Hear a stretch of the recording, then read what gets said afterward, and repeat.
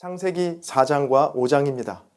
창세기 4장과 5장은 크게 세 부분으로 나눌 수 있습니다. 먼저 4장 1절부터 15절까지 가인과 아벨입니다. 말씀의 울타리 밖으로 쫓겨난, 아니 스스로 그 울타리를 벗어난 아담과 하와는 에덴 밖에서 가인과 아벨을 낳습니다. 가인은 농사하는 자였고 아벨은 양을 치는 자였죠.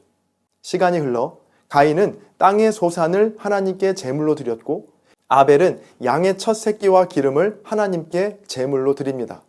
자, 그런데 무슨 이유에서인지 하나님은 가인의 제물은 받지 않으시고 아벨의 제물만 받으십니다. 이에 분노한 가인은 하나님의 경고에도 자신의 분을 참지 못하고 동생 아벨을 들에서 쳐 죽입니다.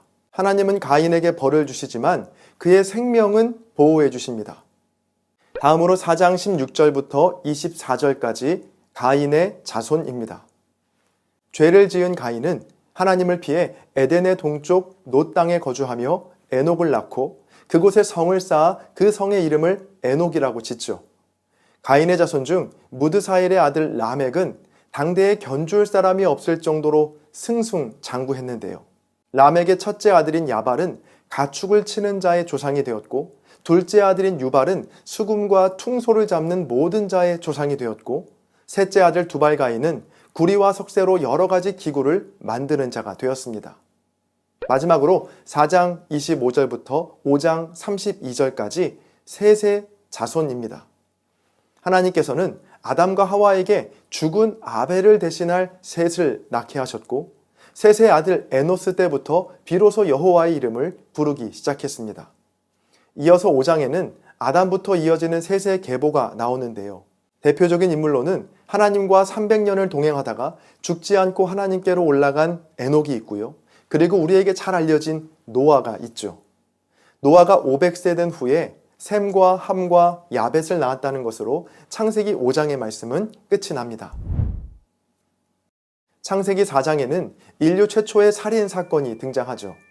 가인과 아벨 사건에서 풀리지 않는 의문은 도대체 왜 하나님은 아벨의 제물만 받으셨는가입니다. 이에 대한 여러 설명들이 있죠. 곡식을 드린 가인과 달리 아벨은 양을 바치는 피의 제사를 드렸기 때문에 하나님께서 기뻐하셨다. 혹은 히브리서 11장 4절의 말씀을 근거로 아벨은 가인보다 더 나은 믿음의 제사를 드렸기 때문에 하나님께서 받으셨다 등 여러 설명들이 있는데요. 확실한 정답은 하나님만 아시겠죠. 그래서 저는 질문을 조금 바꿔봤습니다. 왜 하나님은 아벨의 제물만 받으셨는가 라는 질문에서 왜 가인은 하나님께 물어보지 않았을까 라는 질문으로 말이죠. 자신의 제물은 받지 않으신 하나님께서 동생 아벨의 제물을 받으셨을 때 가인이 취했던 행동은 분노였죠. 그 분노가 결국 가인을 지배했고 동생 아벨을 죽이기까지 합니다. 자, 그러나 잘 생각해 보면 정성껏 드린 나의 제물을 하나님께서 받지 않으셨을 때 가인이 취해야 할 행동은요, 분노가 아니라 질문이 되었어야 합니다. 하나님께 왜 제가 드린 제물은 받지 않으셨는지, 왜 동생 아벨의 제물만 받으셨는지 가인은 그렇게 충분히 하나님께 물어볼 수 있었지만 그는 하나님께 묻지 않았습니다. 본문 9절 이하에서 하나님과 가인과의 대화가 나오는 것으로 보아 에덴 동산에서 쫓겨나기는 했지만 하나님과의 소통이 막힌 상태도 아니었거든요. 충분히 하나님께 물어볼 수 있는 상황에서 가인은 하나님을 부르기보다 타오르는 분노에 자신을 내어주었죠. 결국 그렇게 가인은 인류 최초의 살인, 그것도 묻지마 살인이라는 끔찍한 범죄를 저지르게 됩니다. 하나님께 묻지 않는 이 가인의 태도는 그의 자손에게도 그대로 이어지는데요. 이후 가인은 에덴 동쪽 놋 땅에 거주하며 소위 성공한 삶을 사는 듯 보입니다. 성을 짓고 그 성의 이름을 자신의 아들의 이름인 에녹이라고 짓죠. 에녹은 인류 최초의 건물주가 된 것이죠. 또 그의 후손 중 라멕은 라멕 천하라는 말이 어울릴 정도로 굉장한 힘과 명성을 자랑했습니다. 23절을 공동 번역으로 읽어드리겠습니다. 라멕이 아내들에게 말하였다. 아다야 실라야, 내 말을 들어라. 라멕의 아내들아, 내 말에 귀를 기울여라. 나를 해치지 마라. 죽여버리리라. 젊었다고 하여 나에게 손찌검을 하지 마라. 죽여버리리라. 무서울 정도로 엄청난 힘과 권력을 자랑하던 가인의 후손들. 그러나 그들은 단 한 번도 하나님의 이름을 부르지도 하나님께 묻지도 않았습니다. 그들의 삶은 그야말로 에덴의 동쪽, 말씀의 울타리에서 완전히 벗어난 삶이었죠. 이러한 가인의 자손과는 달리 아벨을 대신한 셋의 자손은 너무나 평범하고 세상에서 말하는 성공과는 거리가 멀어 보입니다. 자, 그러나 셋에게는 가인에게는 없는 한 가지가 있었는데요. 4장 26절입니다. 셋도 아들을 낳고 그의 이름을 에노스라 하였으며 그때 사람들이 비로소 여호와의 이름을 불렀더라. 아멘. 분노 앞에서 하나님께 묻지 않고 하나님을 부르지 않아 끔찍한 죄를 지었던 가인과는 달리 아벨을 대신한 셋은 하나님의 이름을 부르는 자였습니다. 아무것도 아닌 것 같은 이 작은 차이가 돌이킬 수 없는 큰 결과를 낳게 하는데요. 가인의 후손은 홍수시에 심판을 받게 되고 셋의 후손은 구원을 받게 되죠. 한 가지 재미있는 건 창세기 4장과 5장에 나오는 가인의 후손과 셋의 후손 중 공교롭게도 이름이 같은 두 사람이 나오는데요. 바로 에녹과 라멕입니다. 가인의 후손 에녹이 가인이 자기를 위하여 쌓은 성의 이름이었다면 셋의 후손 에녹은 300년을 하나님과 동행하고 죽음을 보지 않고 하나님께 부르심을 받은 자였습니다. 또 가인의 후손 라멕은 아무렇지 않게 사람들을 죽이는 연쇄 살인범이었지만 셋의 후손 라멕은 당대의 완전한 자라 칭함받던 노아의 아버지였죠. 또 가인의 후손 라멕이 77배의 저주와 벌을 내리는 자였다면 셋의 자손 라멕은 하나님의 보호하심 속에 777년의 삶을 살았습니다. 셋의 후손이라고 왜 실수가 없고 잘못이 없었겠습니까? 때로는 분노에 휩싸이기도 하고 또 죄 앞에 넘어질 때도 있었겠죠. 그러나 셋의 후손이 가인의 후손과는 달리 홍수 심판 속에서도 하나님의 은혜로 살아남게 된 유일한 이유는 바로 그들이 하나님의 이름을 불렀기 때문입니다. 여러분, 혹시 왜 내 삶은 늘 제자리 걸음일까?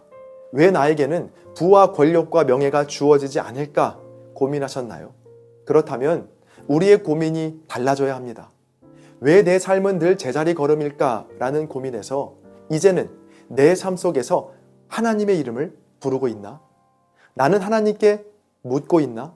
라는 고민으로 말이죠. 기억하세요. 가인이 아벨을 죽인 이유는 하나님께 묻지 않았기 때문입니다. 또 가인의 후손이 하나님의 심판에서 살아남지 못했던 이유도 하나님을 부르지 않았기 때문이죠. 그러나 평범해 보이는 셋의 후손이 하나님의 은혜를 입은 이유는 단 하나, 하나님의 이름을 불렀기 때문입니다. 세상에서의 성공을 구하기보다는 모든 상황 속에서 늘 하나님의 이름을 부르는 셋의 후손, 복된 인생 되시기를 주님의 이름으로 간절히 축복합니다. 하나님의 이름을 부르는 것이 우리의 힘입니다. 창세기 6장은 두 부분으로 나눌 수 있습니다. 먼저 1절부터 8절까지 번성한 세상, 가득한 죄악입니다. 6장의 시작은 이렇습니다. 1절입니다. 사람이 땅 위에 번성하기 시작할 때, 사람의 번성은 곧 세상의 번성과 또 번영과도 같죠. 그렇게 세상은 날로 번성하고 발전해 갔지만 하나님과는 점점 멀어져 갔는데요. 하나님의 아들들은 자기들이 보기에 아름다워 보이는 것을 추구하며 살기 시작합니다. 사람의 딸들을 무분별하게 아내로 삼았고 이것이 하나님 보시기에 악했습니다. 5절입니다. 여호와께서 사람의 죄악이 세상에 가득함과 그의 마음으로 생각하는 모든 계획이 항상 악할 뿐임을 보시고, 이런 세상을 바라보시는 하나님의 마음은 어땠을까요? 어느 정도 악한 것이 아니라 혹은 가인의 후손과 같은 일부만 악한 것이 아니라 항상 예외 없이 모든 것이 전체가 다 악했다. 하나님의 이름을 부르며 살아갔던 셋의 후손들도 타락했다는 것이죠. 번성하는 만큼 또 죄를 향해 질주하는 세상을 향해 하나님은 새로운 출발을 계획하십니다. 바로 노아와 함께 말이죠. 8절입니다. 그러나 노아는 여호와께 은혜를 입었더라. 아멘. 8절을 좀 더 원어의 의미를 살려서 번역하면 이렇습니다. 그러나 노아는 여호와의 눈에서 은혜를 발견했다. 노아가 다른 사람과 달랐던 점이 바로 이겁니다. 하나님의 아들들이 자기들의 눈에 좋고 아름다운 것들을 취하기에 정신이 없을 때 노아는 자신의 눈에 좋은 것이 아닌 하나님의 눈으로 세상을 바라보는 자였습니다. 하나님의 눈에서 은혜를 발견했던 것이죠. 다음으로 9절부터 22절까지 방주를 만들다입니다. 당대의 완전한 자라 칭함받던 노아는 하나님과 동행하며 셈과 함과 야벳이라는 세 아들을 낳습니다. 하나님은 노아에게 방주를 만들라고 명령하시죠. 방주의 길이와 너비와 높이의 수치, 그리고 창과 문의 위치, 그리고 층수까지 아주 정확하고 세밀하게 명령하시는데요. 노아는 그 명령에 순종해 방주를 만듭니다. 자, 그런데 이 방주를 만드는 사건이 생각보다 정말 중요합니다. 왜냐하면 하나님께서 에덴 밖에서 행하신 첫 번째 창조 사역이거든요. 잘 생각해 보세요. 하나님께서 세상과 사람을 창조하시고 또 아담과 하와에게 가죽 옷을 만들어 입힌 일들 전부 에덴 동산 안에서 일어난 일입니다. 창세기 3장 22절에서 인간이 에덴에서 쫓겨난 후에 오늘 본문 6장 노아의 방주 이전까지 하나님은 어떤 것도 새롭게 만들지 않으셨습니다. 바로 이 노아의 방주가 에덴 밖에서 하나님께서 만드신 첫 번째 창조물인 것이죠. 한 가지 차이가 있다면 에덴 안에서는 인간 없이 모든 것을 하나님 홀로 창조하셨다면 에덴 밖에서는 인간과 함께 창조하신다는 겁니다. 이 사실이 얼마나 놀랍고 또 감사한지 모릅니다. 여러분, 하나님의 창조는 에덴 안에서만 이례적으로 일어난 사건이 아니라 죄악이 가득한 지금 이 에덴 밖에서도 계속 된다는 것이죠. 더군다나 노아라는 한 사람과 함께 말입니다. 노아가 하나님의 모든 명령을 다 준행하였다는 것으로 창세기 6장의 말씀은 끝이 납니다. 저는 오늘 여러분과 함께 하나님께서 노아와 함께 에덴 밖에서 창조하신 첫 번째 창조물인 방주의 두 가지 특징을 살펴보려고 하는데요. 먼저 방주의 첫 번째 특징은 방향키가 없다입니다. 방주는 히브리어 테바로 모세의 갈대 상자와 같은 단어를 씁니다. 자, 그러니까 방주는 우리 주변에서 흔히 볼 수 있는 배라기보다는 네모 반듯한 상자와 더 가깝다는 건데요. 방주에는 동력 장치도 없고 돛대도 없습니다. 물론 방향키가 있는 조타실도 없었죠. 하나님께서는 사람의 죄악이 세상에 가득함과 마음으로 생각하는 모든 계획이 항상 악할 뿐임을 보시고 새로운 시작을 알리는 방주에서는 방향키를 없애셨습니다. 방주를 움직이는 건 오직 하나님의 도우심과 인도하심 뿐이었죠. 그 방주 안에서 사람이 할 수 있는 일은 아무것도 없었습니다. 이 방향키가 없는 방주를 보며 우리 인생이 떠올랐는데요. 애초에 우리 인생에는 방향키가 없죠. 태어난 것도, 살아가는 것도, 또 죽는 것도 무엇 하나 내 마음대로 할 수 있는 것이 아무것도 없거든요. 그런데 우리는 끊임없이 내 삶을 내 마음대로 만들어 가려고 합니다. 존재하지 않는 방향키를 만들어 어떻게든 내가 보기에 좋은 삶으로, 아름다운 삶으로 끌고 가려고 하죠. 그러나 기억하세요. 우리 인생의 가장 정확하고 안전한 방향키는 오직 하나님이십니다. 내 생각대로 내 인생이 흘러가지 않을 때 나의 방향키를 내려놓고 악하기만 한 내 마음의 계획이 아닌 선하신 하나님의 뜻을 신뢰하고 주님을 의지하시기를 바랍니다. 다음으로 방주의 두 번째 특징은 위에 창을 내라입니다. 방주에서 창의 위치는 위에서부터 한 규빗, 즉 45cm 정도 아래입니다. 우리 생각에는 옆에도 좀 창을 내고 앞에도 창을 내서 답답하지 않게 시야와 공기를 확보하는 것이 좋을 것 같은데 왜 하나님은 위에만 창을 내라고 하신 것일까요? 노아 시대에 세상이 타락하고 죄로 가득했던 이유가 무엇이었죠? 바로 사람의 눈에 보기 좋은 것만 취하고 하나님의 눈을 의식하지 않았기 때문입니다. 하늘을 바라보지 않았던 것이죠. 누가복음 17장 27절입니다. 노아가 방주에 들어가던 날까지 사람들이 먹고 마시고 장가들고 시집 가더니 홍수가 나서 그들을 다 멸망시켰으며 노아가 방주에 들어가던 날까지 사람들은 하나님을 보지 못하고 세상 일에만 몰두하였습니다. 그 결과는 멸망이었고 죽음이었죠. 그렇게 방주에 들어간 노아와 그의 가족들에게 하나님은 위에만 창을 내주셨습니다. 세상을 살다 보면 하나님께서 우리 인생의 창들을 다 막으실 때가 있죠. 사방이 깜깜하게 막힌 것과 같은 때가 있습니다. 물질도 막히고 사람과의 관계도 막히고 건강도 막히고 모든 것이 막힌 것 같은 그때, 여러분 그때는 좌절하고 포기할 때가 아니라 도리어 위에 계신 하나님을 바라볼 때입니다. 모든 것을 다 잃어버린 것 같아도 하나님을 바라보면 살게 되고 모든 것을 다 가진 것 같아도 하나님을 잃으면 죽는 것과 다름이 없습니다. 여러분, 우리 모두는 하늘을 바라보며 사는 사람들입니다. 노아를 기억하세요. 노아는 하나님의 눈에서 은혜를 발견했던 자였죠. 우리의 하루 중 단 5분이라도 가만히 눈을 감고 하나님의 눈을 의식하며 하나님의 은혜를 구해보시는 건 어떨까요? 그 하나님의 눈이 저와 여러분 모두를 마침내 구원에 이르게 할 줄로 믿습니다. 창세기 7장의 내용은 홍수 심판의 시작과 결과입니다. 하나님의 명령대로 다 준행하여 방주 건조를 마친 노아에게 하나님은 그 다음 명령을 내리십니다. 바로 방주에 들어가라는 명령인데요. 정결한 짐승과 부정한 짐승도 함께 방주로 부르시죠. 하나님은 앞으로 7일 후에 40일 동안 비를 내리실 것이라고 말씀하셨고 역시 노아는 하나님의 명령대로 다 준행합니다. 하나님께서 말씀하신 대로 7일 후에 비가 내리기 시작했고 노아와 가족들은 다른 짐승들과 함께 방주에 들어가죠. 그리고 하나님께서 친히 방주의 문을 닫으십니다. 비는 40일 동안 계속 내렸고 산들이 다 잠길 정도로 물이 넘쳐납니다. 홍수 심판의 결과는 끔찍했습니다. 땅 위에 움직이는 모든 생물과 가축과 사람이 죽었고 공중의 새까지도 심판을 피하지 못했습니다.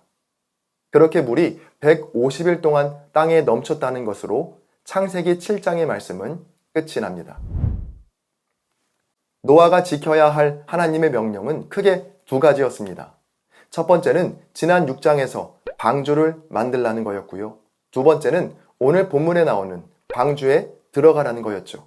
언뜻 보면 방주에 들어가는 일은 방주를 만드는 일보다는 훨씬 더 수월해 보입니다. 자, 그러나 완성된 방주의 모습을 상상해 보면 방주에 들어가는 일이 생각보다 쉽지 않은 일이었음을 알 수 있는데요. 먼저 방주는 배의 모습보다는 네모 반듯한 상자의 모습에 더 가깝다라고 말씀드렸죠. 그리고 3층이나 되는 방주에 나 있는 창이라곤 위에 있는 것이 전부였습니다. 주변의 상황을 전혀 볼 수 없는 사방이 꽉 막힌 상자였죠. 이뿐 아닙니다. 방주에는요, 방향키도 없었습니다.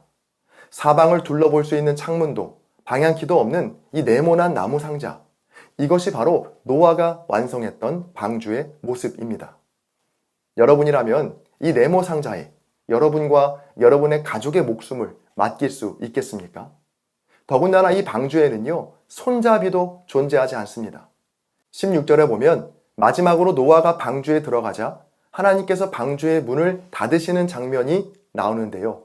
16절입니다.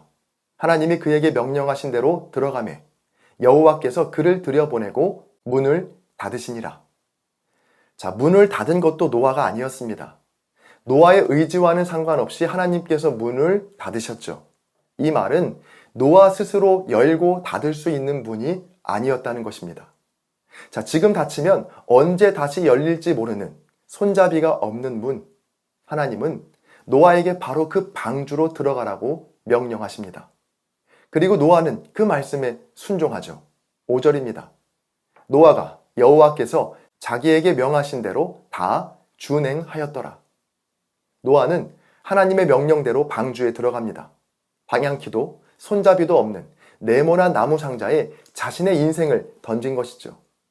자, 그렇게 방주에 들어간 지 7일이 지났을 때 홍수로 온 땅이 덮이게 되었고 하나님께서 노아에게 만들고 또 들어가라고 하셨던 방주만이 물 위에 떠올라 누구도 피해갈 수 없었던 심판을 면하게 합니다. 이 무서운 홍수 심판 속에서 노아가 할 수 있는 일이라곤 방향키도 손잡이도 없는 이 나무 상자 속에서 그저 하늘에 나 있는 창 하나 바라보며 기도하는 것이 전부였을 겁니다. 자, 그러나 그것이 노아를 살렸고 그의 가족뿐 아니라 인류 전체를 구원했습니다. 허술하고 약점이라고 생각했었던 위에 난 창 하나, 그리고 방향키와 손잡이가 없는 것이 도리어 하나님께서 전적으로 이끄시고 구원하시는 은혜의 통로가 되었던 것이죠. 여러분, 지금 우리가 살아가는 시대도 노아의 때와 크게 다르지 않습니다. 인간의 탐욕과 교만은 하늘을 찌르고 온갖 죄악으로 범람하는 홍수의 시대를 살고 있죠. 지금 우리에게 가장 필요한 건 무엇일까요? 세상은 말합니다. 너의 욕심을 빠르게 채워주는 쾌속정을 타라고, 또 너의 삶을 편안하게 하는 유람선이나 너를 더욱 강하게 해줄 군함을 타라고 말합니다. 그러나 주님은 말씀하시죠. 방주로 들어가라. 방향키도 손잡이도 없어 내 힘으로 아무것도 할 수 없는 네모난 나무 상자로 들어가라고 말씀하십니다. 이 네모난 나무 상자 모양인 방주는 예수님께서 짊어지신 네모난 나무 십자가를 떠올리게 하는데요. 인간의 야망이나 욕심이 아닌 하나님의 뜻과 열심만이 드러난 나무 십자가. 방향키도 손잡이도 없는 방주의 모습과 너무나도 닮아있죠. 그래서 저는 방주로 들어가라는 하나님의 명령을 십자가로 나아가라 라는 말씀으로 새겨 듣습니다. 나의 계획과 욕심과 열심으로는 결코 들어갈 수 없는 그 방주 속으로, 그 십자가 앞으로 나아가는 저와 여러분이 되시기를 바랍니다. 시편 32편 6절과 7절입니다. 이로 말미암아 모든 경건한 자는 주를 만날 기회를 얻어서 주께 기도할지라. 진실로 홍수가 범람할지라도 그에게 미치지 못하리이다. 주는 나의 은신처이오니 환난에서 나를 보호하시고 구원의 노래로 나를 두루시리이다. 아멘. 오늘도 주님은 우리에게 말씀하십니다. 방주로 들어가라. 십자가로 나아가라. 저와 여러분 모두 그 명령에 준행하여 방주로 또 십자가로 나아가게 되시기를 바랍니다. 그럴 때 모든 것이 잠기고 삼켜지는 홍수 속에서도 보호하시고 떠오르게 하시는 하나님의 놀라운 은혜를 경험하게 될 줄로 믿습니다. 창세기 8장은 두 부분으로 나눌 수 있습니다. 먼저 1절부터 19절까지 홍수가 그치다입니다. 40일 동안 멈추지 않고 내린 비로 모든 것이 물에 잠겼고 노아의 방주만이 남게 됩니다. 그렇게 150일이라는 긴 시간이 흘러 드디어 물이 줄어들고 그해 7월 17일에 방주는 아라랏산에 머물게 됩니다. 이후 물이 계속 줄어들어 10월 1일이 되자 다른 산들의 봉우리도 보이기 시작합니다. 그리고 40일 후에 드디어 노아는 방주 위에 있는 창을 열어 차례로 까마귀와 비둘기를 날려보내죠. 물이 완전히 빠졌는지를 알기 위해서였습니다. 자, 그러나 처음 날려보낸 까마귀와 비둘기는 머물 곳을 찾지 못하고 다시 방주로 돌아옵니다. 7일 후에 노아는 다시 비둘기를 날려보냈고 그날 저녁 비둘기는 감람나무 잎사귀를 물어옵니다. 마지막으로 7일 후에 노아는 다시 비둘기를 날려보냈고 그 비둘기는 방주로 돌아오지 않았습니다. 바로 땅이 말랐다는 좋은 신호였죠. 땅이 완전히 마르자 하나님은 드디어 노아에게 방주에서 나오라고 말씀하십니다. 그렇게 손잡이가 없는 방주는 하나님의 말씀으로 그 문이 열리게 됩니다. 다음으로 20절부터 22절까지는 번제를 드리다입니다. 노아는 방주에서 나온 뒤에 가장 먼저 여호와께 제단을 쌓고 번제를 드리죠. 하나님께서는 그 번제를 받으시고 다시는 사람으로 말미암아 모든 생물을 멸하는 일은 없을 것이라고 약속하시는 것으로 창세기 8장의 말씀은 끝이 납니다. 한번 상상해 보시죠. 방주 속에서 비가 그치기만을, 또 땅이 마르기만을, 그리고 방주의 문이 열리기만을 바라던 노아의 마음은 어땠을까요? 방주 안에서 노아가 할 수 있는 일은 아무것도 없었죠. 지금 이 방주가 어디를 향해 가고 있는지, 어디쯤 왔는지, 그리고 바깥의 상황은 어떤지 전혀 알 길이 없었습니다. 방향키도 또 손잡이도 없는 방주에서 노아는 그저 위에 달린 창을 바라보며 기다릴 뿐이었습니다. 우리의 인생도 이렇게 물 위에 떠 있는 방주와 같이 내 힘으론 아무것도 할 수 없는 때가 있죠. 사방이 꽉 막힌 것 같이 답답함과 두려움이 엄습해오고 혹시 주님이 나를 잊으신 건 아닐까 하는 의심과 근심 속에 빠질 때가 있습니다. 예수님을 믿고 구원을 받았다라고 말은 하는데 정작 내 삶은 방주 속에 있는 노아처럼 캄캄할 때, 그 어둠 속에서 정말 내가 받은 구원이 확실한가? 하나님이 예비하신 나라가 정말 있기는 한 걸까? 그런데 왜 이 긴 어둠은 끝나지 않는 걸까? 하는 두려움 속에 계신 분이 있으셨다면 오늘의 말씀에 귀를 기울이시기 바랍니다. 본문 1절입니다. 하나님이 노아와 그와 함께 방주에 있는 모든 들짐승과 가축을 기억하사 하나님이 바람을 땅 위에 불게 하심에 물이 줄어들었고, 노아는 하나님의 말씀을 듣고 그 말씀에 순종해 방주를 만들기 시작하면서부터 사람들과 세상 속에서 철저히 잊혀진 존재가 되었습니다. 세상 사람들이 자기의 즐거움을 위해 또 자기 눈에 좋은 것을 쫓아 살아갈 때 노아는 오직 하나님의 말씀을 이루기 위해 살아갔죠. 수많은 사람이 산 아래에서 즐거움과 쾌락을 쫓아 살 때 노아는 묵묵히 그 산을 오르고 산 위에서 방주를 지어갔습니다. 그렇게 노아는 세상과 사람들에게는 미친 사람으로 또 미련한 사람으로 잊혀져 갔지만 그 노아를 하나님은 기억하셨습니다. 1절에 나오는 기억이라는 말은 히브리어 자카르라는 단어를 씁니다. 구약 성경에서 이 자카르라는 단어가 쓰일 때는 단순히 마음으로 생각하고 머리로 기억한다는 것을 넘어서 하나님의 적극적인 개입과 도우심까지 포함하는 단어인데요. 그러니까 하나님께서 노아를 또 저와 여러분을 기억하신다라고 할 때에는 하나님의 적극적인 개입과 일하심이 따라온다는 겁니다. 성경의 몇 군데만 함께 살펴보겠습니다. 창세기 19장 29절입니다. 하나님이 그 지역의 성을 멸하실 때, 곧 롯이 거주하는 성을 엎으실 때에 하나님이 아브라함을 생각하사 롯을 그 엎으시는 중에서 내보내셨더라. 하나님이 아브라함을 생각하사, 즉 자카르 하사 롯을 구원하셨다라는 말씀이고요. 다음으로 창세기 30장 22절입니다. 하나님이 라헬을 생각하신지라 하나님이 그의 소원을 들으시고 그의 태를 여셨으므로, 마찬가지로 하나님께서 라헬을 생각하시고 즉 자카르 하시니 무슨 일이 나타났죠? 하나님께서 개입하셔서 그의 태를 여셨습니다. 마지막으로 한 군데만 더 살펴보겠습니다.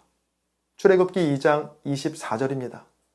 하나님이 그들의 고통 소리를 들으시고 하나님이 아브라함과 이삭과 야곱에게 세운 그의 언약을 기억하사, 애굽에 종살이 하던 이스라엘 백성들을 하나님이 기억하사 무엇을 행하셨죠? 바로 출애굽을 행하셨습니다. 노아도 마찬가지입니다. 하나님께서 노아를 기억하시자 물이 줄어들기 시작했습니다. 그런데 중요한 건 물이 줄어드는 속도인데요. 3절에 보니까 물이 물러가되 점점 물러갔다라고 나옵니다. 우리 생각에는 하나님이 우리를 생각하시고 우리 삶에 개입하시면 내 모든 문제와 어려움들이 단번에 순식간에 해결되기를 바라지만 어디까지나 그건 우리의 시간표이고요. 하나님의 시간표는 다릅니다. 때로 아무 일도 일어나고 있지 않다라고 생각되는 그 순간에도 하나님은 점점 그러나 신실하게 일하고 계십니다. 지금 내 삶에 뭔가 급격한 변화가 일어나지 않더라도 여러분 조급해하거나 걱정하지 마세요. 하나님은 지금도 점점 서서히 그러나 가장 완벽하게 우리의 삶을 이끄시고 우리를 변화시켜 주시는 줄로 믿습니다. 여러분, 때때로 우리의 모습이 해가 쨍쨍한 날에 방주를 만드는 노아처럼 하나님을 믿고 예배하며 산다는 것이 참 어리석고 바보 같아 보일 때가 있습니다. 세상과 사람들에게는 점점 잊혀져 가는 것 같고 또 도태되는 것 같고 뒤처지는 것 같이 여겨질 때가 있죠. 그러나 잊지 말아야 할 건 세상과 사람들이 나에 대해 하는 평가나 기억이 결코 우리를 구원에 이르게 하지는 못한다라는 겁니다. 그러나 하나님께서 나를 기억하시면, 하나님이 나를 생각하시면 여러분 그걸로 충분합니다. 왜냐하면 하나님의 기억은 반드시 위대한 구원으로 이어지기 때문입니다. 일이 생각대로 풀리지 않아 초조하셨나요? 이 긴 어둠의 터널은 언제 끝이 날까 답답하셨나요? 여러분, 안심하십시오. 왜냐하면 하나님께서 여러분을 기억하고 계시기 때문입니다.